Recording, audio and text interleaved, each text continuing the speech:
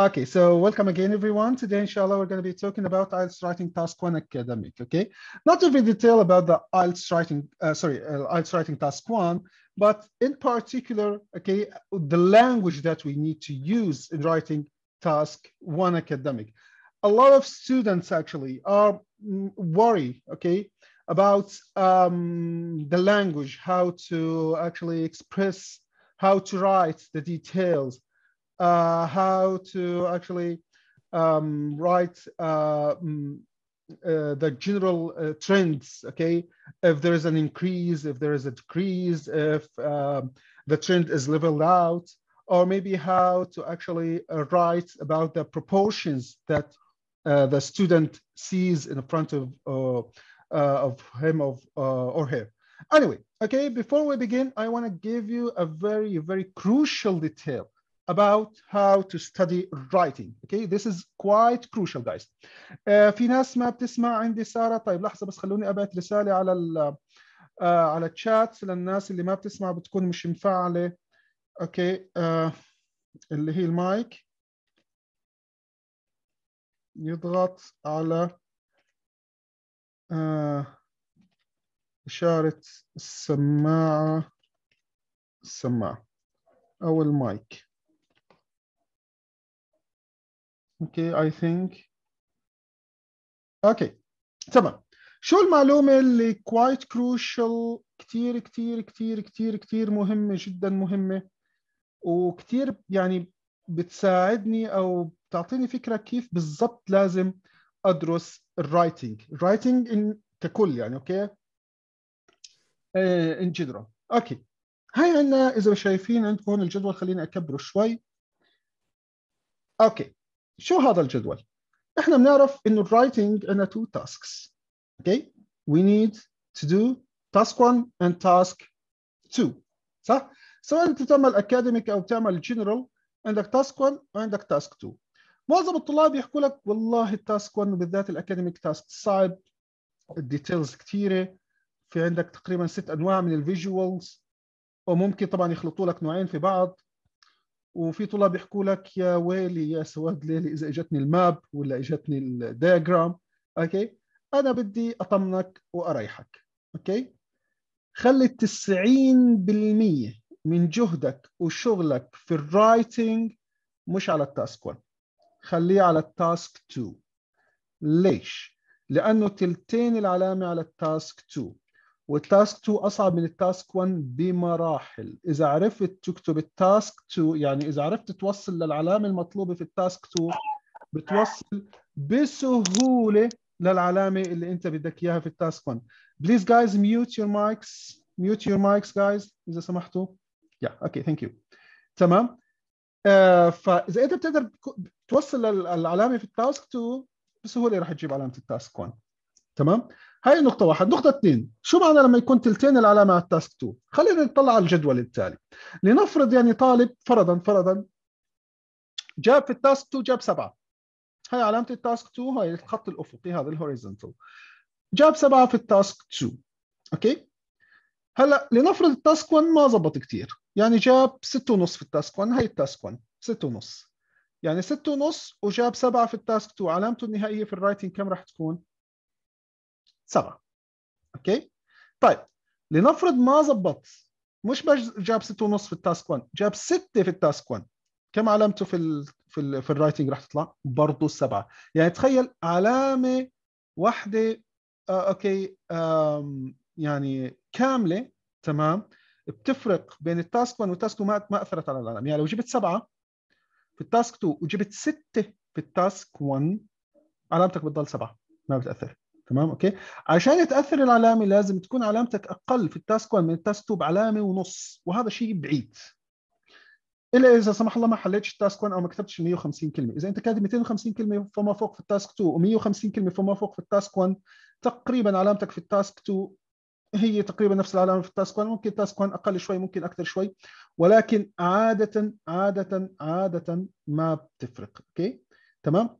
فالعلامه إذا ركزنا على التاسك 2، أوكي، يعني جبنا 7 في التاسك 2، أوكي، عشان علامتنا الرايتنج النهائية تتأثر، لازم التاسك 1 الواحد مثلا لا سمح الله يكون الفرق بعلامه ونص، يعني جايب 5.5، وهذا نادر الشيء بصير. نفس الشيء انا اذا بدي ارفع علامتي، لنفرض انا جايب 7 في التاسك 2 وبدي تصير 7.5، كم لازم اكون جايب في التاسك 1؟ لازم اكون جايب 8.5، وهذا شيء كمان بعيد. يعني بالمختصر الشديد جدا من الاخر، اوكي، علامتك الرايتنج هي علامه التاسك 2، هي علامه التاسك 2. يعني شو معنى شو المعنى العملي لهذا الكلام؟ بكل بساطه اعطي، لو حكيت لك 90% من وقتك، بديش احكي 95% وقتك للتاسك 2، اوكي، انت رح تجيب العلامه اللي انت بدك اياها. لازم تعطي 95% من وقتك للتاسك 2، 10% للتاسك 1. ورح تجد هلا لما نحكي التاسك 1 عباره عن 4-5 صفحات، يعني مجموعه من الكلمات، احفظهم، تدرب عليهم، بس عباره عن قوالب، احفظهم تدرب عليهم وبس، اوكي، يعني بتجيب المطلوب واكثر. وصلت المعلومه الاولى؟ اوكي يا جماعه، any question guys؟ في واحد كان في، انا شفت حد رافع ايده.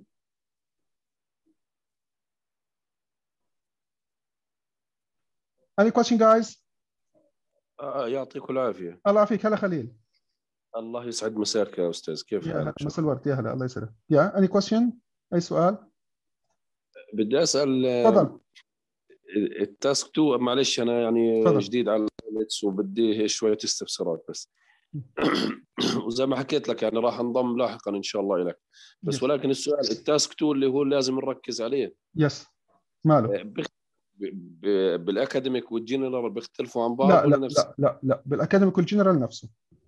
التاسك 2. طيب التاسك 2 اللي هو بتكون من 250 كلمة ولا نعم، 150 كلمة؟ لا 250 كلمه. ايوه طيب، شكرا لك. العفو، الله يسعدك، حياك الله. Okay guys, so let's Hello, continue. I have a question. Yeah, yes please. Can I ask? Of course. Is it academic or general? Sorry, I just joined, so I can't understand properly. Well, actually, we are talking about the lighting.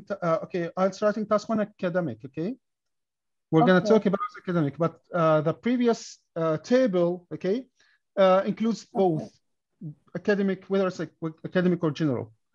Okay, and I'm sorry, maybe you are not from you are not an Arabic person, right?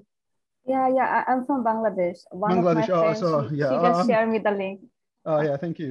I'm sorry, but yeah, we're gonna sometimes try to speak in Arabic here, so I'm sorry for that. In advance. Okay, you are so welcome. Okay. You can continue. So yeah, okay, thank you. So IELTS writing task 1 academic. شفنا الجدول، اوكي، اللي حكينا عنه قبل شوي، وكيف انه 90% لازم يكون شغل على تاسك 2. تاسك 1 موضوع في النهايه رح تجدوا انه موضوع بسيط، مش هالشيء اللي بخوف. It's not that difficult thing. Okay, so general information about task 1 academic, you are going to be asked to write a report on a visual information. Okay, now we will see some examples. You are recommended to spend 20 minutes on this task. In writing, in IELTS writing, you are giving 60 minutes to do 2 tasks, task 1 and task 2. Okay, they are not timely separate. Okay, they will not give you a separate time for task 1 and another separate time for task 2. No, they will give you 2 tasks and they will give you 60 minutes. So you need to manage your time. Okay, so it is recommended to spend 20 minutes on task 2 and 40 minutes on task, 20 minutes on task 1 and 40 minutes on task 2. Okay, you must, this is a must, guys, okay, to write at least 150 words in task 1. Do not ever, never write less than 150 words. Okay, you will be harshly penalized. Okay, your score maybe will not reach 6. You'll stuck in 5 or maybe 5.5, something like this. If you need more, you need at least the first thing you do, or maybe one of the most important things to do, is to write at least 150 words. Okay, in writing task 1, there is no personal opinions. Okay, you are not going to write your personal opinion. There's no arguments. There is no any kind of discussion. Okay, you are just going to write down the details you see above in the visual. There is no opinion. So this is why this task is quite easier than task 2. Task 2, there are a lot of arguments. You need to write, okay, some kind of discussion. You need to support your opinion. Okay, you may be you are asked to discuss 2 points of view. Here, no, you are not asked anything of that. Okay, yes, قصي. دكتور مساء الخير، يعطيك مساء العافيه. الورد، يا هلا فيك. اغلبك سؤال هسه، يعني بدي امتحن انا كمبيوترايز. نعم. اوكي، وحكيت انت انه بنطوك ساعه للتو تايبس. افرض اني بالتايب 1، يعني مثلا بالتاسك 1 قعدت 21 دقيقه. نعم. ما بيطلع الجهاز من التاسك 1 نهائيا؟ لا لا لا لا لا يعني لا لا لا ما بيطلع. ما بدخل على التاسك 2. لا انت بتنتقل بين تاسك 1 وتاسك 2. هلا كمان شوي بنورجيكم. بقدر اعمل ريتيرن مثلا اذا بدي طبعا يعني افهم التوتالي معك 1 اور للتو تاسك. يعني this is a good point. يعني مش غلط احنا نطلع على الكمبيوترايزد. اوكي، كوننا لسه بنتكلم عن الجنرال ديتيلز. اوكي، امتحان الكمبيوترايزد خلينا نشوف هذا listening ولا reading ولا writing ولا ايش. اوكي، this one is no, this is the listening. okay, computer. okay, خلينا نشوف هون. okay, yeah.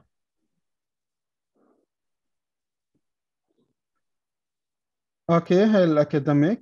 okay, this is how the okay, computer-based test for writing. okay, here's your name, date of birth, candidate number. okay, your details are correct, just press this button. okay, here's the instructions. Here's your name, your candidate number. The time is 1 hour. okay, you need to do both parts, both tasks, then start the test. okay, okay, so this is task 1. okay, Qusay, here's the question. Okay, yes. Here's the visual, and you should write your answer here. okay, so maybe the given bar chart illustrates something. okay, and so on. لاحظ انه في عندي word count، عداد الكلمات تحت 5. تمام.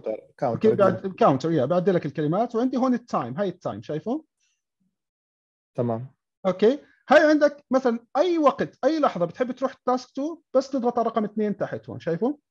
وديك على التاسك 2. هاي تاسك 2. اوكي، عادي. the average standard of people it is مثلا expected that in the upcoming years and so on. ولاحظ انه كمان عندي word count تحت. لنفرض بدي ارجع التاسك 1، هاي برجع على التاسك 1. بدي اروح على التاسك 2، بروح على التاسك 2. اوكي، بقدر اتنقل. دكتور الله يسلمك، بقدر اتنقل منهم بكل راحه. الفكره انه لما تخلص ال 60 دقيقه راح يسكر عليك. كل الشكر سيدي، بورك الله يسلمك. You are so welcome.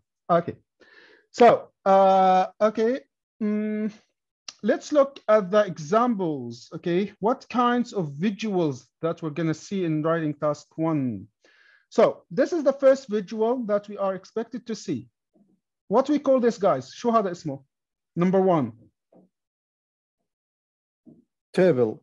Table, thank you. This is a table. Okay, so expect to see a table. Number 2, this is bar chart. Yeah, bar chart. Thank you. This is bar. Thank you, Nisreen. Thank you, Kusa. Yeah, bar chart. Number 3. Line graph. Linear. Yeah, line graph. Thank you. Number 4. Pie chart. Yeah, pie chart. Number 5. Process diagram, something like this. And number 6, this is, it's a map, but it's not that clear. Okay. okay, so it's a map. Okay.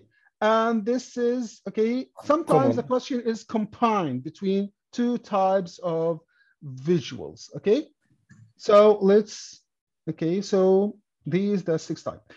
Okay, guys, the first 4, we're going to solve the first 4 the same way. Okay, 1, 2, 3, 4. And the last 2, number 5 and number 6, is a little bit different. Okay, we're going to talk about that. Okay, we're going to focus on the first 4 types of visuals. Okay, so let's move to the task 1 structure. Okay, how does the report look? Okay, so just 1 second, guys.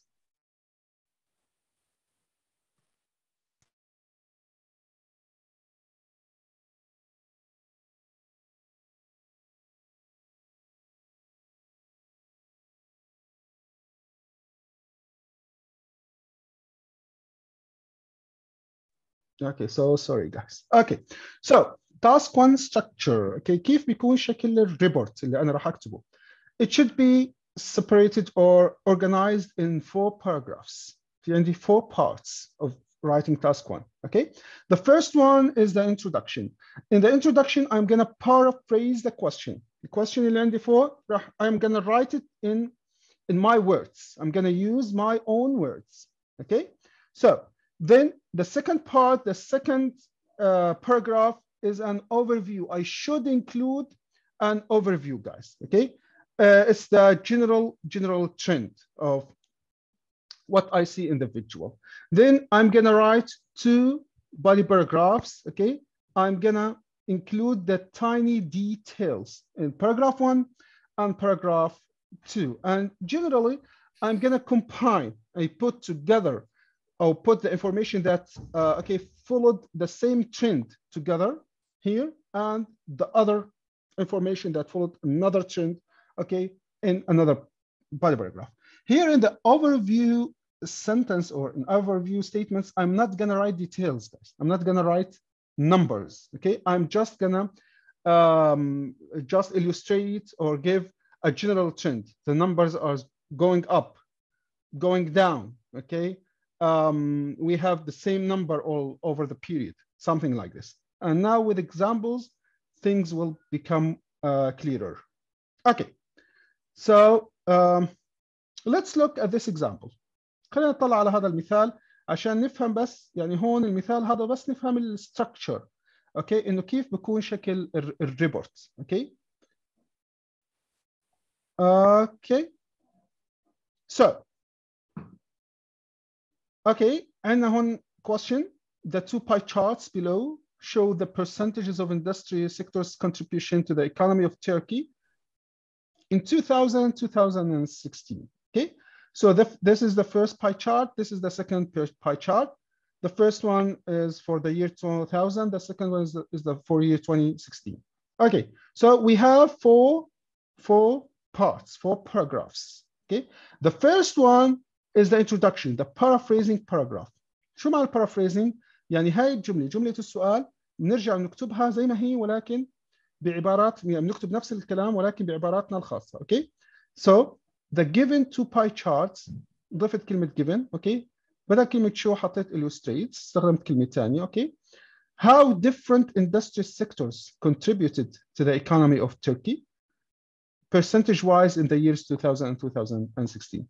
Okay, الجملة السؤال عندي شو كان؟ Show the percentages of industry sectors contribution to the economy of Turkey in 2000 and 2016. Okay, so I just rewrite it in my words. بس الجملة الأولى راح أعيد كتابتها in my words. Okay, the second paragraph is the overall paragraph. Overall paragraph يعني نتكلم عن الجنرال features, الجنرال trends without numbers. ما راح أكتب percentages. بس راح اكتب الاشياء العامه. شو الاشياء العامه اللي ممكن هون اطلعها؟ بكل بساطه عندي في كونه هاي نسبه مساهمه لكل قطاع. بكل بساطه في سنه 2000 راح احكي شو اكثر قطاع مساهمه وشو اقل قطاع، وفي سنه 2016 شو اكثر قطاع وشو اقل قطاع، فقط بدون ارقام. So overall راح ابلشها ب overall. At the beginning of the period construction, okay، اقل قطاع كان عندي construction contributed the least to the economy of Turkey, and agriculture was the most significant. Okay, حكيت الأقل والأكثر بدون ما أحكي كم النسبة. Okay، هلا in comparison بدي أتكلم عن 2016. شو أقل قطاع؟ أقل قطاع عندي اللي هو الفاينانس بزنس، وأكثر قطاع اللي هو health care and education. At the end of the period, health care and education became the largest هيهم economic segment, and the lowest contribution was made by finance, business, and other services. Okay.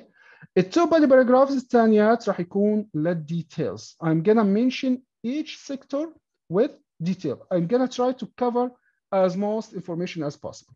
Okay. بحاول قدر الإمكان إني أغطي أكبر قدر ممكن من المعلومات. فلاحظوا إنه في التو body paragraphs in details وبلشنا مثلا إنه الكونستراكشن كم كان 3%، كم صار مثلا أوكي صار 10%. and so on. وباقي القطاعات بذكرهم بالارقام. راح نلاحظ انه في المجموعه الاولى جمع القطاعات اللي ازدادت، المجموعه الثانيه جمع القطاعات اللي انخفضت او بقيت زي ما هي ثابته زي القطاع الاخير هيلث كير سيكتور كان 17 وضلوا 17. اوكي هون بس احنا بنطلع فقط على شكل الريبورت بس مش شيء ثاني. لسه ما حكينا كيف احنا راح نكتب الديتيلز. اوكي 4 باراجرافز. باراجراف الاولى بعيد صياغه السؤال، باراجراف الثاني للاوفر اول. اوكي الاوفر اول يعني الترند العام، شو في شيء ازداد شو شيء نقص شو الى اخره بدون ارقام، والارقام الديتيلز راح احطهم في 2 body paragraphs. اوكي جايز تمام. خلينا هلا نبلش نشوف كيف راح نكتب كل جمله من هاي الجمل الاربعه. اول شيء الانترودكشن. الانترودكشن بكل بساطه، ليش انا بحكي لك ركز كثير على التاسك 2 اكثر من تركيزك على التاسك 1؟ لانه بكل بساطه في التاسك 2 انت لما تكون اشتغلت على الانترودكشن عباره عن جزئين في التاسك 2، paraphrasing وثيسس. فالجمله الاولى هي عباره عن paraphrasing، فانت بتكون مشتغل كثير كاتب كثير السيز في التاسك 2. you actually acquired this ability okay to paraphrase. تعرف كيف تعمل paraphrasing. فالجمله الاولى اللي هي جمله البارافريزنج اللي احنا نشتغلها اصلا راح تكون كويسه عندك من شغلك في التاسك 2. فهذا جزء كويس انا اصلا حليته how to rewrite the question in my own words. So النقطة اللي أنا راح أسوي كالتالي. هو راح يعطيني السؤال فوق أوكي راح يحكيني مثلا زي ما شفنا فوق اللي هو هذا السؤال مثلا the two pie charts below show. أوكي أنا اللي راح أسوي أول شيء راح أضيف كلمة اللي هي the given أو the supplied أو the presented أو shown أو provided. ممكن أختار بس منهم واحدة. أوكي ممكن خليني اختار given. اوكي the given. بعدين النقطة الثانية لازم اكون عارف اسماء الفيجوالز اللي قدامي. اوكي اكيد مثلا اكون عارف انه هذا اللي قدامي اسمه بار شارت او باراجراف، هو بيكون اصلا معطيني اياه يعني. اوكي او مثلا column data diagram map figure اوكي graph whatever picture pie chart table اوكي bar chart and pie chart maybe two visuals. فالكلمة الأولى اللي راح أضيفها اللي هي كلمة given. اوكي الكلمة الثانية اللي راح أضيفها راح أبدل الفعل اللي موجود عندي. فإذا كان الفعل اللي عندي هون مثلا show أوكي راح أستخدم فعل ثاني بداله. شو مثلا ممكن أستخدم مثلا كلمة illustrates. ممكن مثلا shows إذا كان هو حكي لي illustrate بستخدم shows. presents أوكي provides ممكن أحسن من gives شوي. مثلا إذا كانت map ممكن أحكي depicts. أوكي فالفكرة الآن الأساسية أوكي إني راح أضيف كلمة given واضيف اغير الفعل اللي موجود عندي. والبارافريزنج اللي لازم استخدمه راح اكون اصلا اشتغلت عليه بشكل مكثف في التاسك 2. وفي التاسك 2 حكينا كيف يعني شرحنا يعني لما نشرح نتكلم في التاسك 2 في الانترودكشن هاو تو رايت ان انترودكشن شرحنا بتفصيل طويل كيف اعمل اللي هو موضوع البارافريزنج للجمله اللي عندي.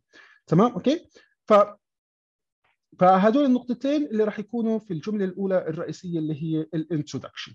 اوكي الجمله الثانيه عندي الاوفر اول. اوكي يعني اوكي تمام هاي عندي مثال هون قبل ما نروح على الاوفر اول. the graph below shows the differences in what exports over 3 different areas. اوكي in wheat exports. اوكي فبدل ما اكتب مثلا اوكي the graph ضفت كلمه the given line graph بدل كلمه shows استخدمت كلمه demonstrates. okay بعدين عملت paraphrasing للquestion. the figures of wheat exports over 6 years okay period from 1985 to 1990 in 3 specific countries. okay الكونتريز اللي هم استراليا كندا واليوروبيان okay community يعني مش countries خلينا نحكي regions okay بدل areas لانه اليوروبيان community is not a country. فبدل كلمه مثلا areas استخدمت كلمه regions. okay تمام. this is the main thing in the introduction. The second important point is the overall view.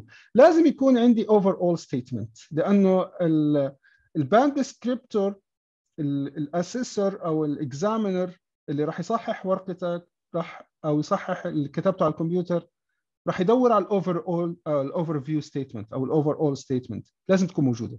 اذا مش موجوده علامتها كثير بتنزل. اوكي شو زي ما حكينا شو فكرتها اوكي تبعت الاوفر اول او الاوفر فيو ستيتمنت. you also need to state with the main trend or trends in the graph.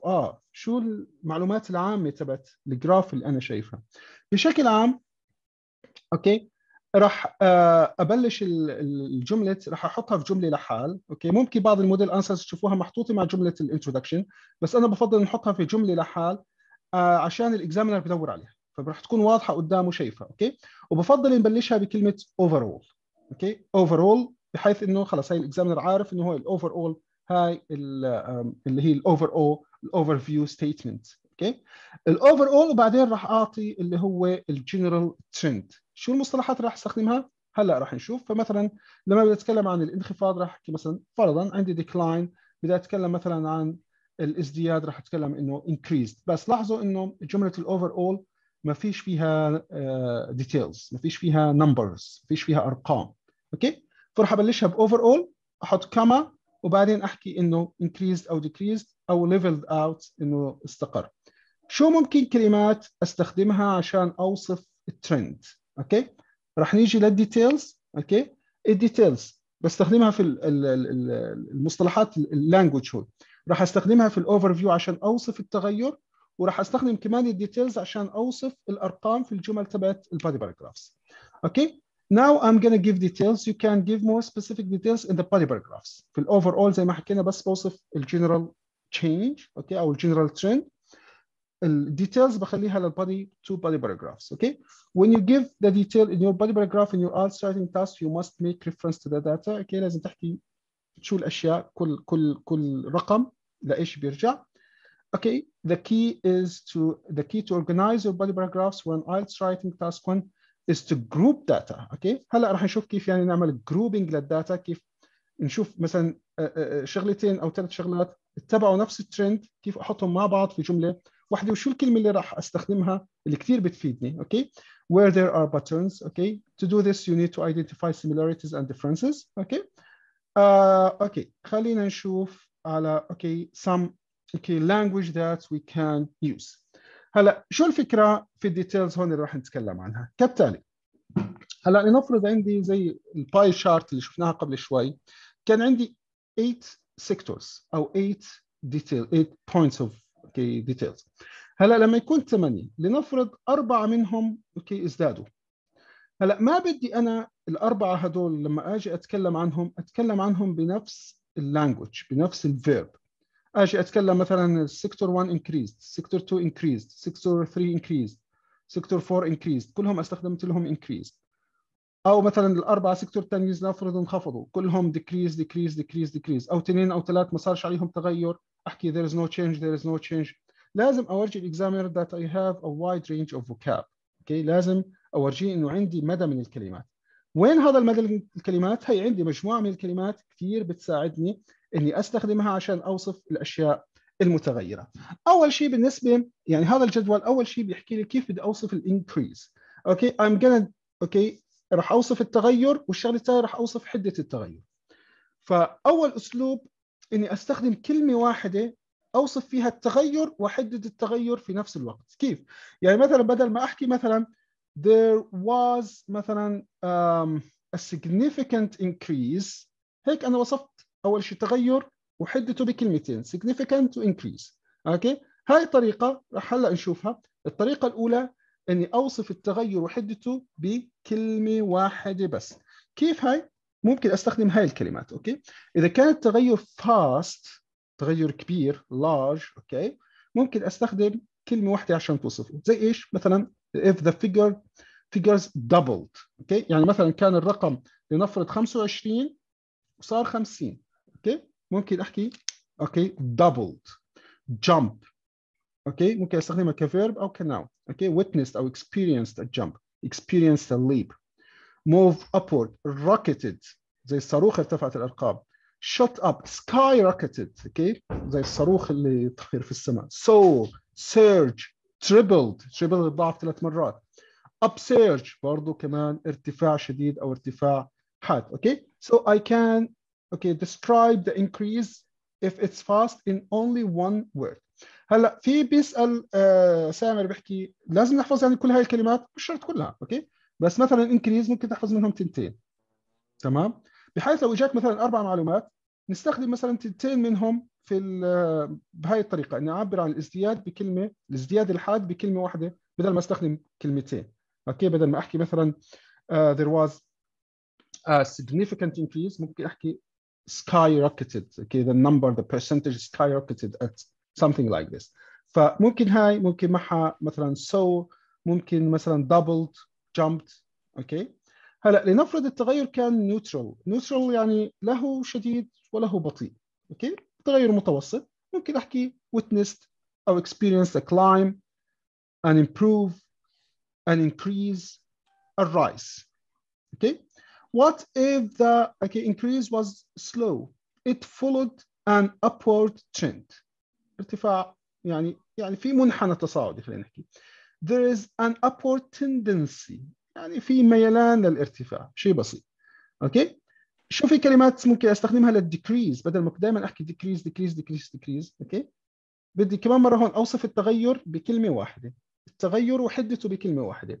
فاذا كان decrease fast I can say collapse انهار dive okay drop okay ممكن هاي بلاش okay go into free fall half maybe okay plummeted هواء plunge نفس الشيء هواء يعني الارقام هواء okay which means decreased significantly okay انخفضت بشكل حاد using only one word.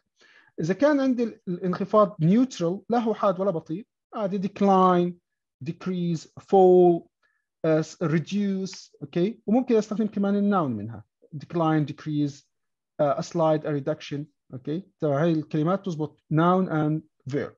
هلا إذا كان الانخفاض slow بطيء there is a slump a dip انخفاض بسيط downward tendency يعني انخفاض ميلان للانخفاض اوكي a descending trend اوكي في ميلان للانخفاض. فهي كلمات كمان ممكن استخدمها هدول كلمات الترند هاي كثير استخدمها حلو استخدمها في جمل الاوفر اول ستيتمنت كمان اوكي. لنفرض ما كانش عندي تشينج الرقم كان في بدايه المده زي ما كان في نهايه المده اوكي ممكن احكي leveled out استقر اوكي plateaued ممكن plateaued بس شوي ممكن تكون صعبه علينا اوكي ممكن remained constant ضلوا ثابت remained stable ضلوا ثابت remained steady ضلوا ثابت اوكي there was a steadiness okay and so on. هلا في احيانا الارقام بتكون ups and downs يعني ايش بتطلع وبتنزل نسميها هيك زي متردده يعني اوكي فممكن احكي change intermittently بشكل متذبذب change sporadically بشكل متفاوت erratic غير منتظم يعني له نازل دائما وله طالع نازل دائما fluctuate اوكي fluctuate برضه متقلب irregular غير منتظم rise and fall okay so these are words that I can use in both overview statement and in the body paragraphs in details. ممكن استخدمهم مع الجمل هاي الكلمات المصطلحات في الاوفرفيو وممكن كمان استخدمهم في البادي باراجرافز when I give details. شو الفرق؟ بس في الاوفرفيو ما بعطيش الارقام ما بعطيش يعني الديتيلز كم يعني ممكن مثلا بحكي okay the figures skyrocketed ما بحكيش at او to او to reach the number of هاي بخليها okay percentage of او number of بخليها للبادي باراجرافز. فهذا الجدول اول جدول هون عشان يحكي لي كيف اوصف التغير وحدته in one word استخدم كلمه واحده اوكي. شو في عندي جدول ثاني عندي مثلا الجدول الثاني اني بدي اوصف اعلى نقطه واقل نقطه تمام اوكي.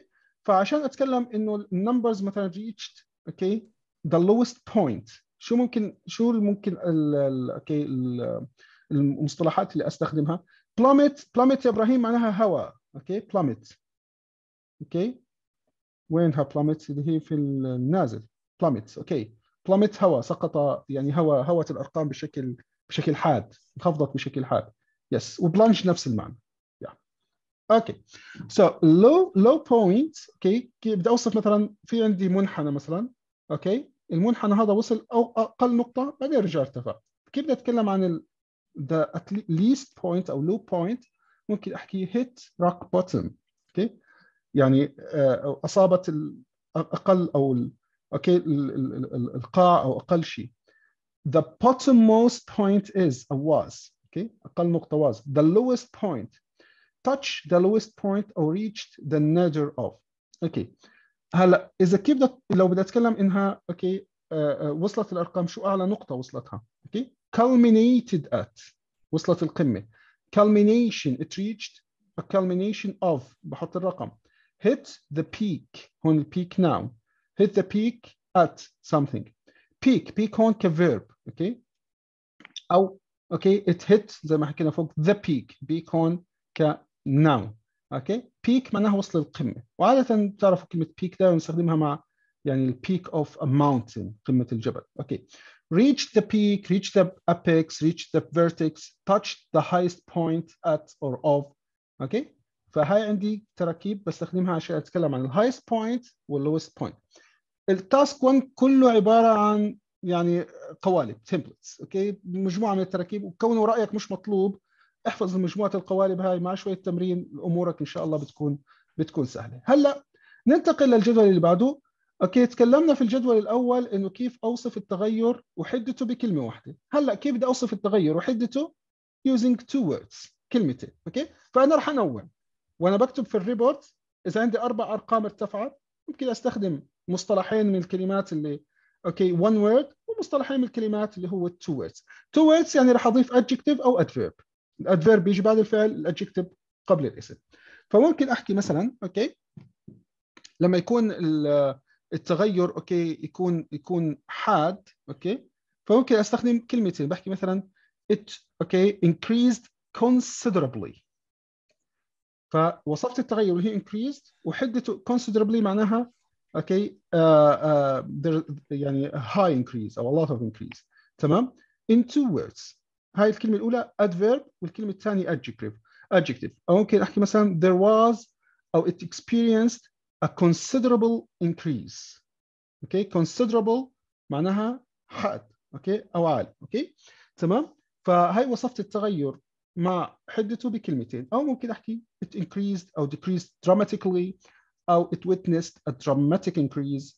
enormously, hurriedly, hurried, noticeably, noticeable, overwhelming, quickly, quick, rapidly, rapid. الأولى كلها adverb والثانية adjective. sharply, hard, sharp, significantly, significant, speedily, speedy, substantially, substantial, swiftly, swiftly وswift معناها سريع. اوكي. فهون وصفت التغير ب into using two words. اوكي. الكلمة الأولى راح تكون يا adverb يا adjective، والكلمة الثانية راح تكون اللي هو the type of the change. اوكي. ممكن يكون increase أو decrease. اوكي. moderate إذا كان التغير يعني مش حاد ولا كبير، التغير معتدل طفيف. اوكي. ممكن احكي moderately or moderate. الأولى adverb. okay. it increased moderately. it witnessed a moderate increase. gradually بشكل تدريجي. gradual. progressively بشكل اوكي يعني ثابت إلى حد ما. اوكي. sequentially or sequential. a sequential decrease. steady إذا كان ثابت 2 4 6 8 10. اوكي. steadily or steady. ceaselessly or ceaseless. اوكي. finally slight. اوكي. إذا كان الارتفاع بسيط أو الانخفاض بسيط. اوكي. it increased fractionally. يعني مثلا نفرض كان الرقم كان 25.2 صار 25.4. اوكي. ف it's a fraction, just a small fraction increase. okay.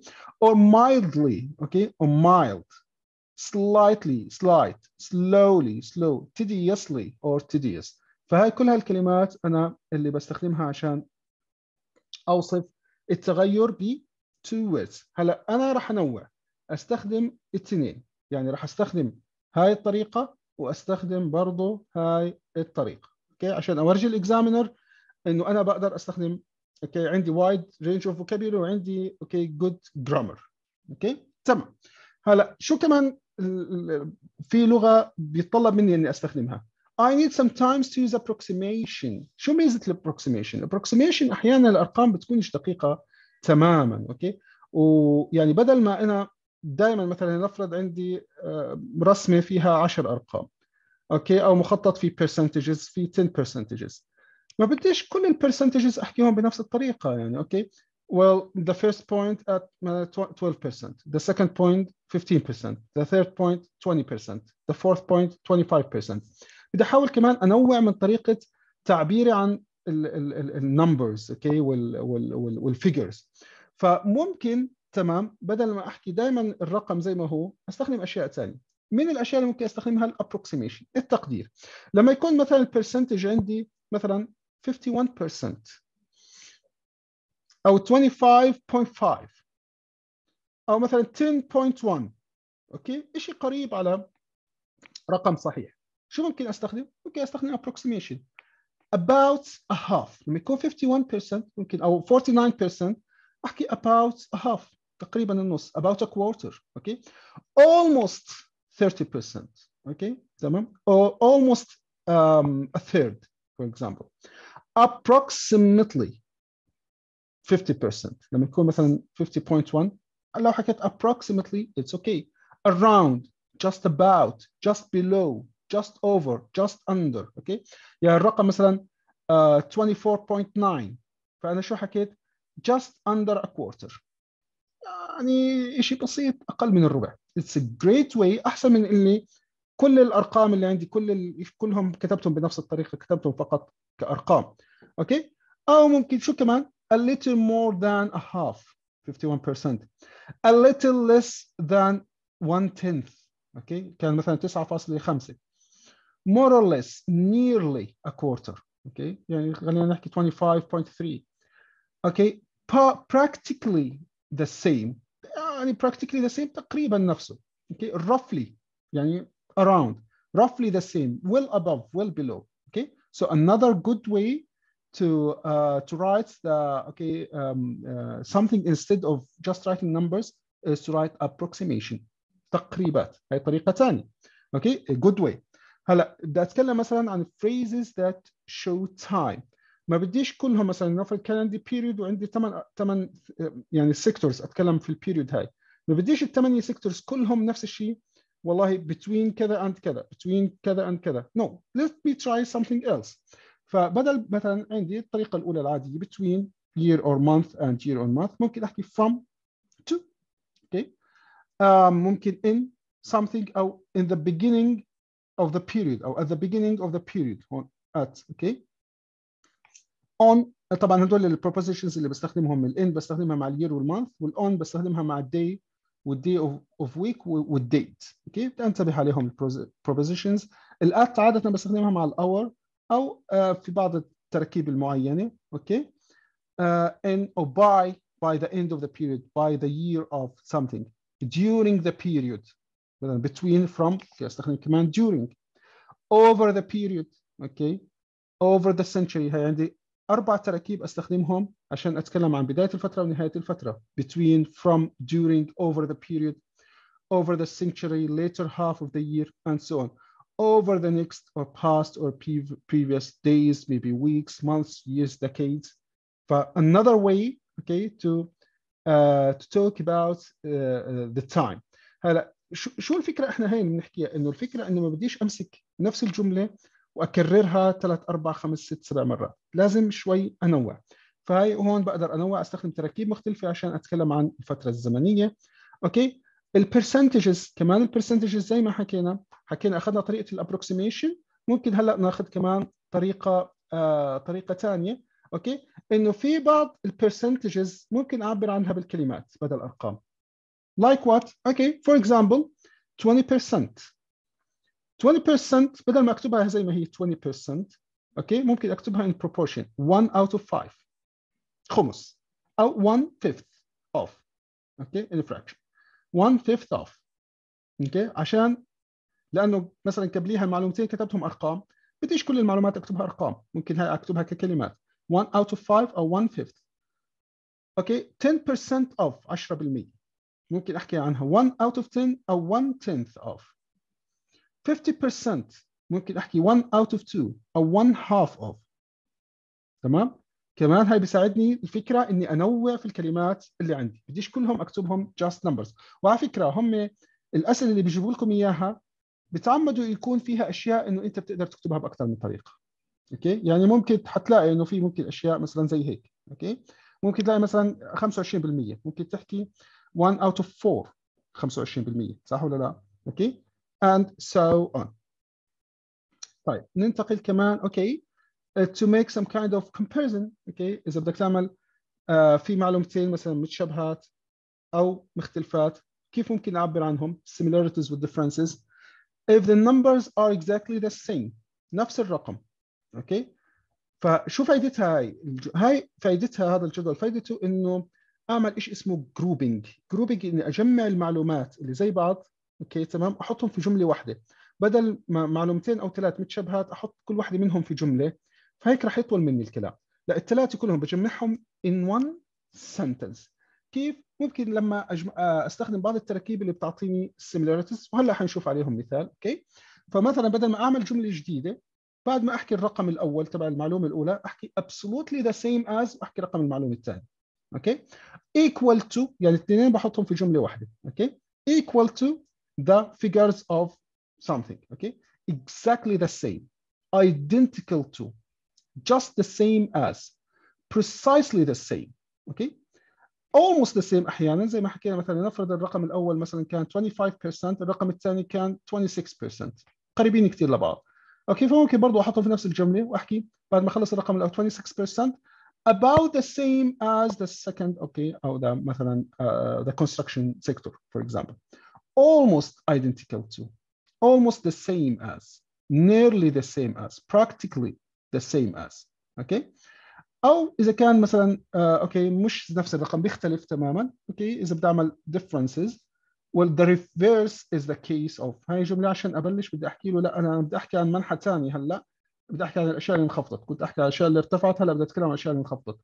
اوكي it's quite the opposite. اوكي or the reverse the numbers or the figures of and so on وبكمل كلام. اوكي هلا هاي التراكيب اللي عندنا كلها تمام يعني موجود عندي في فايل اذا بتحبوا اي واحد يتواصل معي بعد المحاضره وبعث لي اياها. اوكي تمام هاي كثير التراكيب يعني من افضل خليني احكي الماتيريال اللي جمعت كل التراكيب اللي انا ممكن استخدمهم في التاسك 1 وزي انتم ملاحظين يعني كلهم على بعض 4-5 صفحات. هي هذا كله التاسك 1 هذا كل شغل التاسك 1. اوكي هذا كل شغل التاسك 1 والاصل انه انت تكتب ناتشرال سنتنسز انت تكون من شغلك في التاسك 2 اللي انت قضيت عليه معظم الوقت الرايتنج تبعك طريقه كتابتك الفريزز السنتنسز كيف تكتب الجمله اوكي تحسنت معها.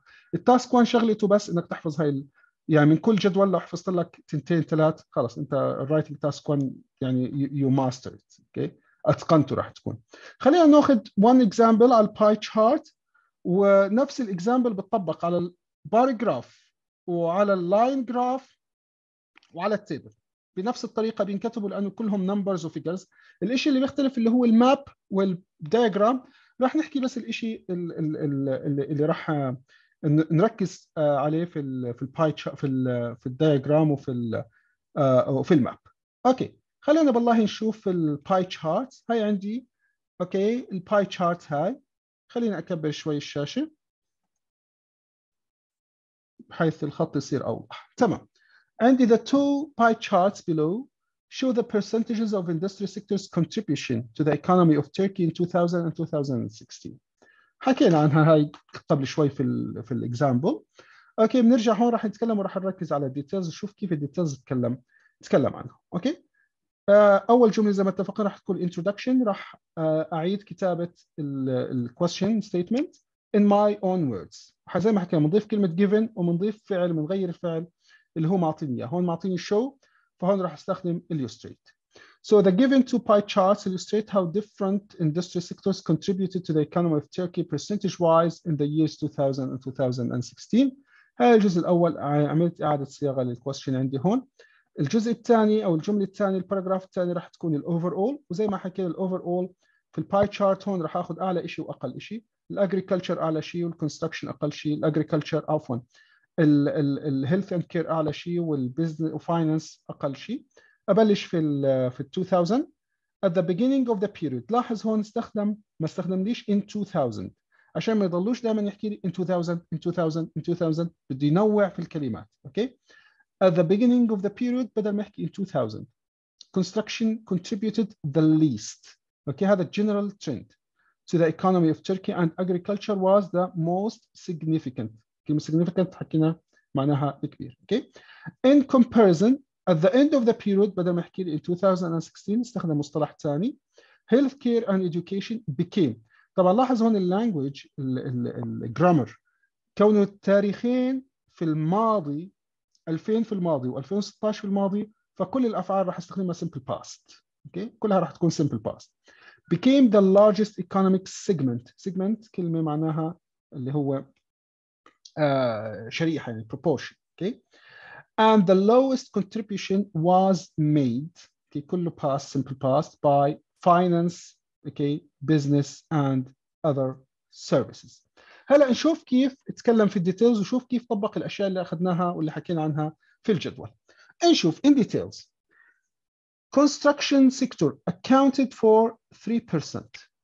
اول معلومه حكاها كرقم 3% of Turkey's economy in 2000. اوكي and experienced لاحظ التركيب a more than threefold to increase to 1/10 in 2000. خلينا بالله يعني كان 3% صار 10%. هلا ما حكاش بكل بساطة إنه accounted for 3% and became 10% in 2016. شو الطريقة التعبير اللي استخدمه؟ experienced أول إشي حكى more than threefold. شو يعني threefold؟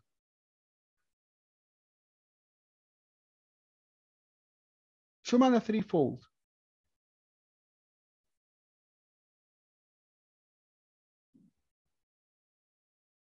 حد بيعرف threefold؟ Come on guys. يعني 3 أضعاف دكتور. Yeah, thank you. Yes, threefold 3 أضعاف. Okay. To increase to 1/10 ما حكاش to 10%. استخدم fraction 1/10.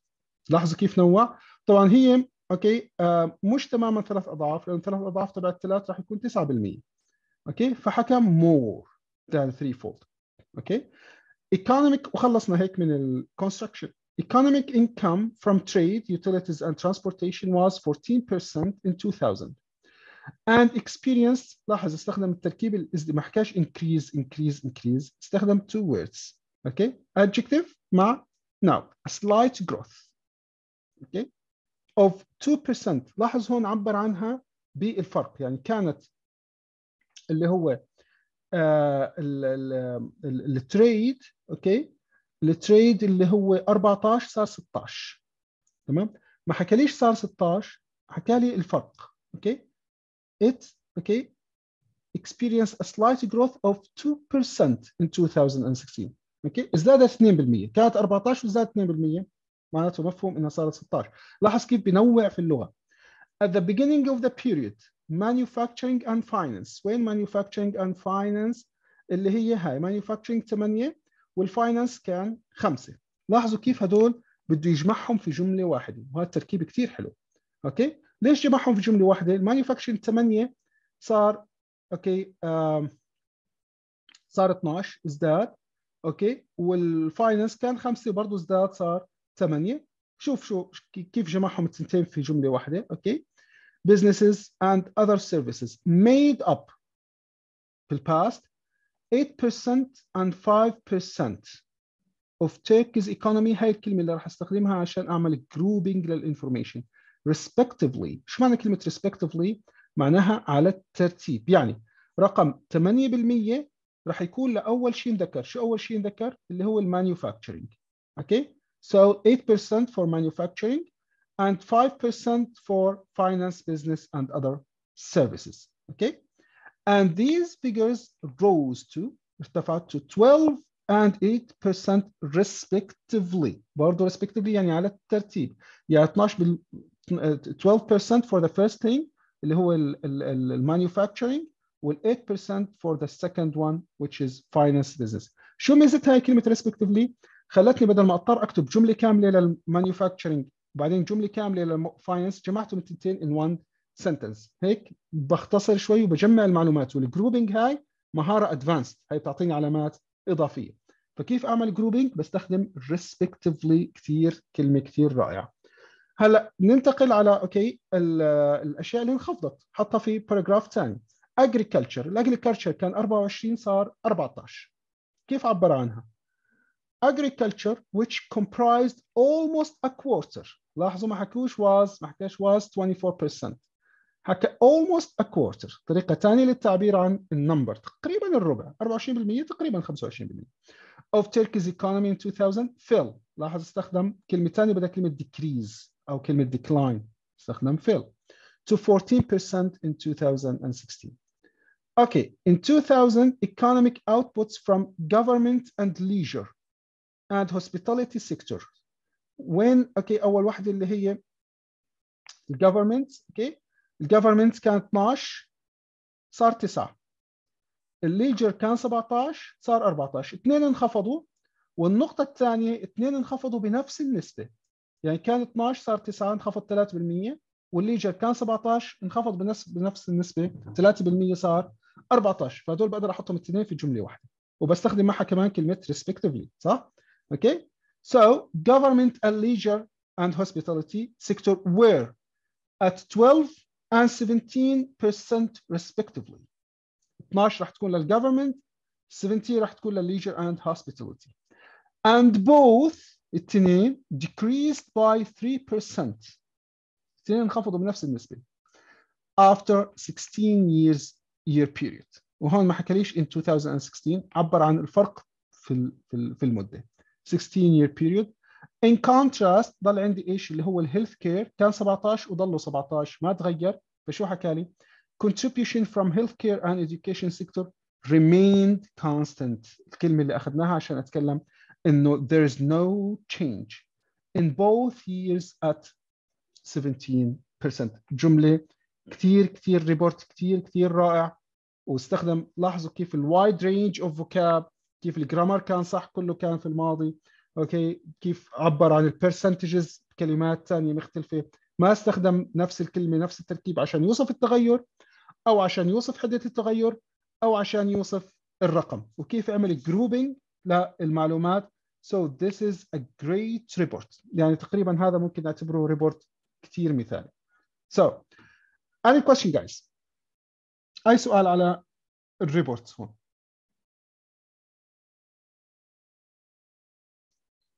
any question؟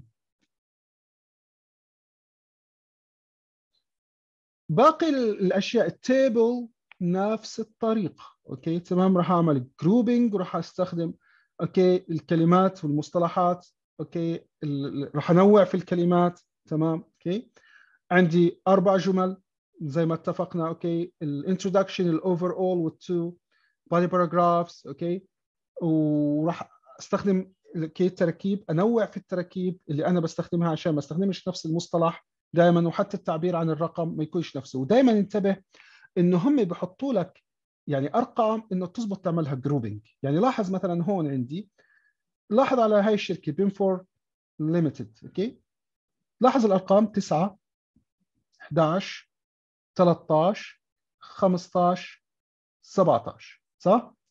الأرقام كلها من 9 ل 17 بقدر أحطهم في جملة واحدة؟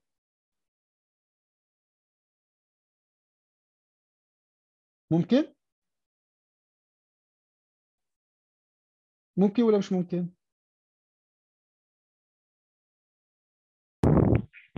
ممكن نحطهم لأنهم عم بيزيدوا 2 بس. Yes, thank you. يعني في عندي some kind of systematic change، okay. خلينا نحكي steady change، تغير ثابت، okay. فممكن أحكي إنه الفيجرز from 1975 to 2000 increased, okay, by 2% in each subsequent year. اوكي ازدادت بمقدار 2% في كل سنه لاحقه. فهي كلهم هدول الخمسه حطيتهم in one sentence. فبدك تنتبه انه حتى المعلومات اللي هون بيعطوك اياهم انه في طريقه معينه، اوكي انتبه عليهم، انه حتلاقي انه في طريقه معينه انك تعملهم some kind of grouping، اوكي. حتى يعني مثلا هون مثلا 14 عندي صارت 28، ممكن احكي doubled، the number doubled. ال 33 صارت 64، almost the double، اوكي almost twofold، اوكي تقريبا الضعف، اوكي. هون remained constant، 3 ضلت 3. هون مثلا اذا بدي اوصف التغير 19 نزل 14 زاد 15 زاد 22 رجع نزل، فممكن احكي fluctuated، صح؟ اوكي او erratic something like this. نفس الشيء بالنسبه للباي بار chart، ونفس الشيء بالنسبه لللاين جراف كلهم هدول الأربعة بينكتبوا بنفس الطريقة. إذا أتقنت واحد راح تتقن الثلاثة الباقيين. ضل عندي إشي واحد بس أخير، أوكي،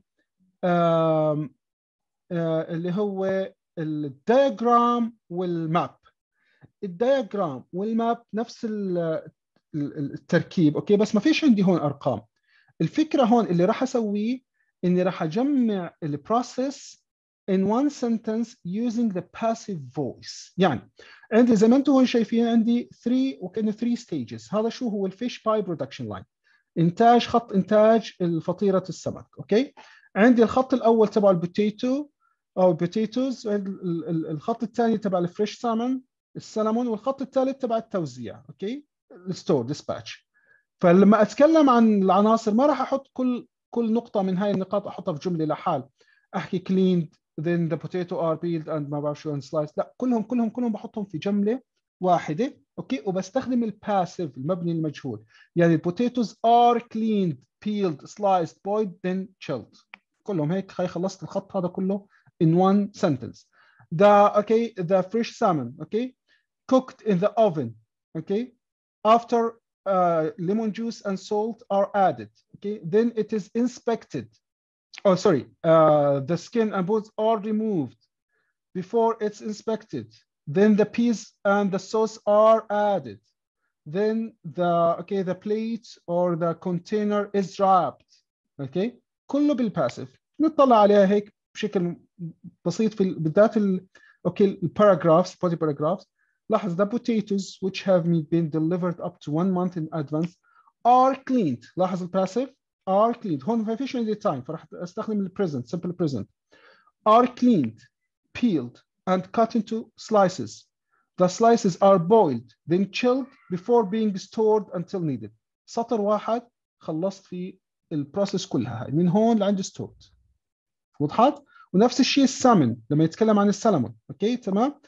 اوكي within 12 hours of being delivered passive. The fresh fish is cooked by being steamed with lemon and juice. Being steamed كله passive. Then the skin and bones are removed by hand and disposed of before the visual inspection takes place. Okay. After this, the pies are assembled. كله passive in containers. Peas and sauce, which have also been prepared, are added. كله passive. Okay. And the pie is covered with layer of cooked potato slices. هاي هو. Okay. اتغطت ب. Okay. فهاي كلها كمان شرحتها في سطرين او 3. واخر شيء عندي اللي هو اوكي الفريز او ستور او ديسباتش. اوكي بكل بساطه the pies are then wrapped and frozen. لاحظ wrapped and frozen. Okay, are wrapped and frozen كله passive. At this point they are ready for dispatch للتوزيع or they may be stored. كله okay at the factory كله بالباسيف. تمام. ونفس الشيء بالنسبه للماب. اذا كان عندي تايم لا ما عنديش تايم فراح استخدم present perfect لما اوصف التغير باعتبار انه after يعني هذا البريزنت وهذا الباست.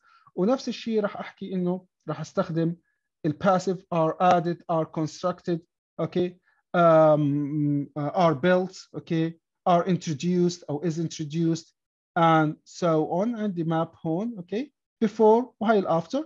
عندي hotels او accommodations. عندي restaurants اوكي reception وعندي pier وعندي yachts ممكن اسميهم وعندي swimming area next to the beach.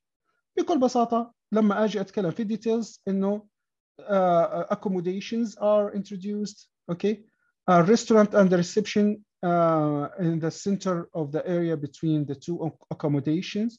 A pier is added okay which allowed or maybe allows yachts to access to the island. And the beach are now prepared for or prepared for swimming. For example قبل ما كانش في عندي swimming. نفس الطريقة ونفس التركيبة. فالفكرة إني أستخدم الباسيف. لاحظوا the most noticeable addition are the hotels. 6 buildings surrounded have been built. Okay. استخدمت الباسيف تبع present perfect باعتبار إنه هاي الجزيرة at present. In the west of the island and 9 buildings have been constructed. كله passive. Okay, between the two accommodations, a reception building and restaurant have been developed. كله passive. A pier اللي هو الرصيف لاستقبال السفن. also has been built on the south, allowing yachts to access to the resort. A part of them trees, the beach remains the only natural feature to remain relatively untouched. However, it does appear that it's now used, okay? برضو passive for swimming, okay? So this is guys, يعني هدول بس اللي هم الماب والدياجرام راح نستخدم لهم passive to write them, okay? So this is all guys for today's session. Any questions? اللي طلب اوكي في حد طلب انه موقع للموديل انسرز. اوكي في عندي موقع للموديل انسرز، موقع كويس مفيد اللي هو الايلتس منتور، وفي برضه كتب يعني اللي بده ببعث له. اوكي هاي الايلتس منتور تمام. اوكي رايتنج تاسك 1 اكاديميك. اوكي في عندي تقريبا يعني اظن تقريبا 300 او شيء زي هيك 321.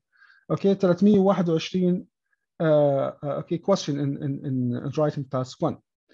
فممكن انا مثلا بعد ما اكتب اوكي هاي الماب مثلا عندي ماب هون. اوكي بعد ما انا اكتب my answer I will compare my answer to the model answer here. فهذا الموقع اللي هو الايلتس منتور موقع حلو في موديل انسرز. اوكي هاي عندي sample answer 1 عندي sample answer 2. اوكي and so on. اوكي وفي مختلف الامثله، بس هذا الموقع حلو بيعطيني موديل انسرز. وفي زي ما حكينا في برضه يعني كتب. هذا عندي مثلا بار تشارت. اوكي هاي عندي sample answer. اوكي and so on. بس انتبهوا دائما السامبل انسر اوكي انه تكون زي السيم الستراكشر اللي اخذناه. يعني هون مثلا اوكي حاطط الانترودكشن وحاطط الاوفر فيو ان وان باراجراف. احنا حكينا نفصلهم احسن عشان اسهل للاكزامينر انه يشوفها، ونحاول انه الموديل انسر تبعتنا البادي باراجرافز يكونوا 2 body paragraphs not 1 body paragraph. Okay yes yeah IELTS mentor is a good one. yeah هلا وفي كتب كمان انا حاعطيكم اللي هو اوكي يعني اي واحد ممكن يتواصل معي على الماسنجر او يتواصل معي على اوكي على الواتساب، ببعث له يعني في سم يعني جود موديل انسر بوكس. يعني في كتاب لادم سميث كثير حلو، اي حدا بده اياه هلا بعطيكم رقمي، اي حد بده اياه ممكن ابعث له اياه. اوكي بان شو احسن طريقه اوكي وورد كاونت بيبر بيس. هلا انا عشان اعدل الكلمات في البيبر بيست افضل طريقه اني اول شيء اكون اصلا انا متدرب على الانسر شيت. اوكي اذا مش عندك الانسر شيت احكي لي ببعث لك اياها. يعني ممكن نطبع مثلا 100 ورقه انسر شيت او اصير انا اتدرب عليها. اوكي هاي الانسر شيت، هاي التاسك 1. شو ميزه اني اتدرب على الانسر شيت نفسها؟ انه انا خلص بتعود انه انا بعرف انه وين لما اكتب مثلا لو وصلت لهون خلص لهون انا عارف اذا وصلت لهون انك بكون كاتب اكثر من 150 كلمه، فبضطرش اني اعد. تمام يعني يمكن هاي احسن طريقه انه انا اتدرب على الانسر شيت نفسها. اوكي بحيث اني خلص اكون عارف بالنسبه لحجم خطي وحجم الكلمات اللي انا بكتبها والمسافه اللي بين الكلمات والى اخره. تمام ستايل تبعي في الكتابه بكون عارف مثلا انه في الصفحه الثانيه اذا وصلت كان ضايل 3 سطور بكون على الاغلب هون صرت كاتب 160 كلمه 170 كلمه، فهيك بكون مرتاح. هذا اذا لا سمح الله في الوقت ما كفاش ما كفى عشان اعد الكلمات. اذا الوقت كفى في الامتحان اعد الكلمات بكون كويس. اوكي جايز اوكي any other questions? Yes you are so welcome. Okay this is my number guys. Okay if you want to contact me for anything guys, if you want any kind of material just contact me and I will send it to you inshallah.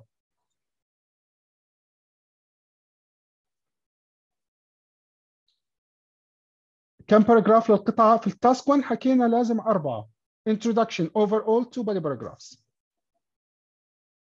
في التاسك 1 4 introduction overall 2 body paragraphs وعلى الأقل 150 كلمة.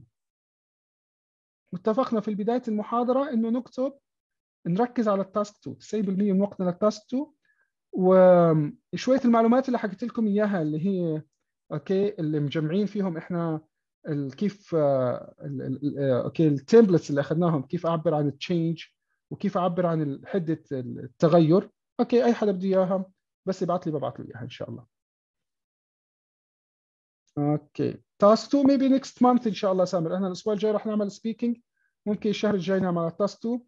بس التاسك 2 انا عملت عندي على الجروب في اليوتيوب عندي 4-5 محاضرات على التاسك 2، لان تاسك 2 ما بقدرش اعمل محاضره واحده على التاسك 2 كاملا.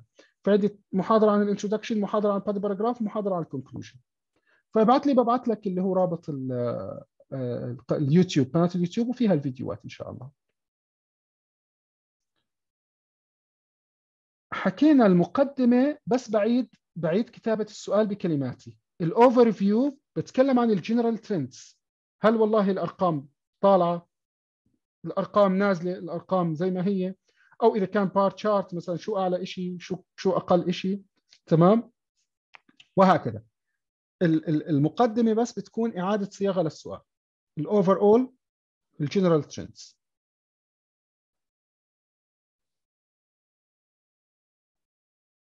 اوكي، any question guys؟ اي سؤال؟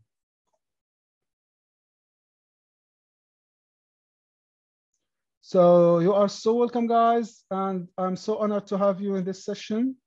Okay, thank you so much for tuning in. You are so welcome.